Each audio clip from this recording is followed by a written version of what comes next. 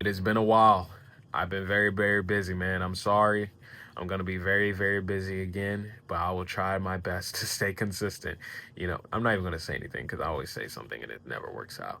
But we got the top 25 preseason rankings in the coaches poll for college football. And this is not the official rankings, these are just the coaches' rankings. Okay.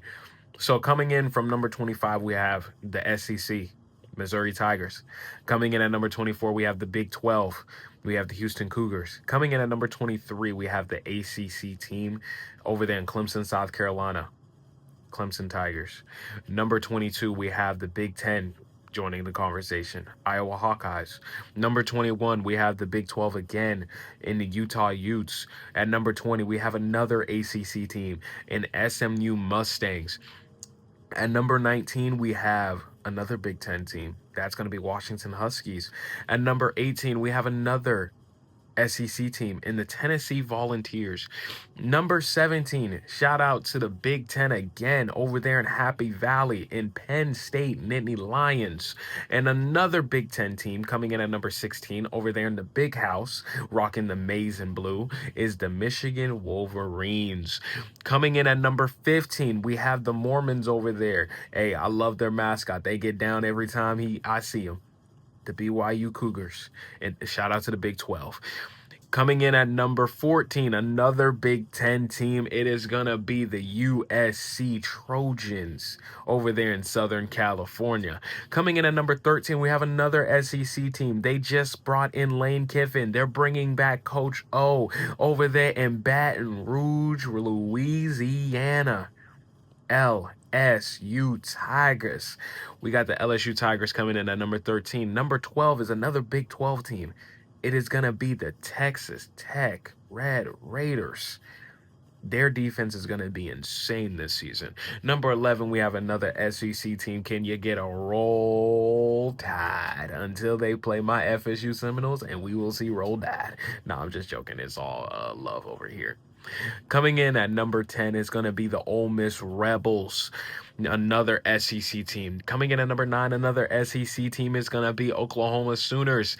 Coming in at number 8, we have another SEC team, Texas A&M. Coming in at number 7, we have an ACC team, Miami Hurricanes. Coming in at number 6, we have the Big 10. We have the Indiana Hoosiers, that last season defending national champions. Coming in at number 5, they're not in a conference, but if you're a top 12, you're going to be an automatic lock in there. Notre Dame. So Notre Dame, you are number 5 in the coaches poll for preseason. Number 4, we have Texas Longhorns, another SEC team.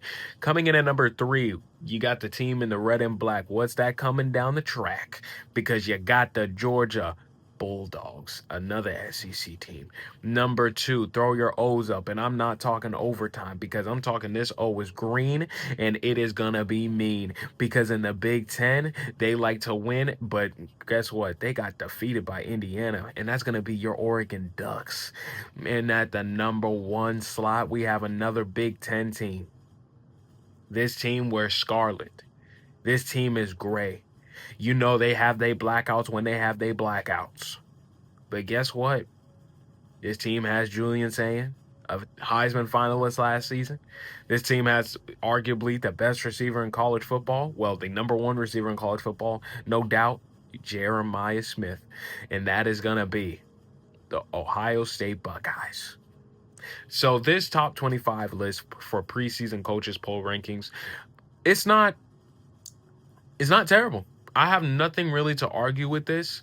Obviously, some people say, how are some teams higher than what they thought they would be? You guys got to understand, Notre Dame, they have a really stacked defense. They have a really good secondary, a really good linebacker room. Oregon, they're ranked very high because they not only have two great quarterbacks in Dante Moore and Dylan Raiola, they have a good receiving core in Evan Stewart, DeCorian Moore, and I think they have a McLennan as well. So he's also a really good receiver. They have a really good secondary too with Brandon Finney, and they have some other players back there to help them. I just can't remember their names at the moment. They have a very, very good D line, and still having Mateo. I'm not even going to say his last name, but Mateo U. They have a very good D line with Bear Alexander alongside with Mateo. They also have a really good linebacker room. Oklahoma, people say, how are they ranked very high? You guys got to understand, Oklahoma, they have a very stacked defense too. They have a very, very stacked defense. A lot of these teams, I can't wait to see what they're going to do this year and everything like that. I know for Miami, for the ACC, if they got to win the ACC this year, this is your best chance to win it. Clemson is having a declining year, in my opinion. Florida State, we haven't been good. Now, a team that's going to be sneaky in the ACC that I say a lot of people need to watch out for, obviously, I say Florida State, but Virginia Tech. They just hired James Franklin. I mean, a lot of people know, like, yeah, they're not really that strong, but here's the thing about James Franklin. He can get those wins. And now, credit, people say the big games. Yeah, we know big game, James Franklin, the edit statistics and all this and that. But I feel like something is brewing over there in Virginia Tech, and a lot of people are pushing it under the rug. Now, a lot of people are going to also I'm also keeping my eyes on the Penn State Nittany Lions because they also just hired Matt Campbell. They brought in Rocco Beck. A lot of those guys from Iowa State are coming over to Happy Valley, and I want to see what's going to happen over there because a lot of people know the main thing with Penn State is they can't win the big games, but that was when they had James Franklin. But can they win the big games when they now have Matt Campbell? And usually, mainly their whiteout game is going to be USC this season, so I want to see what's going to happen when Penn State is going to play in those big games. Can they win those big games when James Franklin is gone, or are they still the same team even when he's not there? You know, because a lot of people say just because the coach might leave doesn't mean the team is automatically good, you know. So, but it's going to be an interesting season. And another team I'll probably say we got to watch out for a little bit. I'm sensing Clemson might have a pretty good year this year. I'm always saying Clemson is either the best record I got Clemson being is 10-2, or they're going to be 8-4.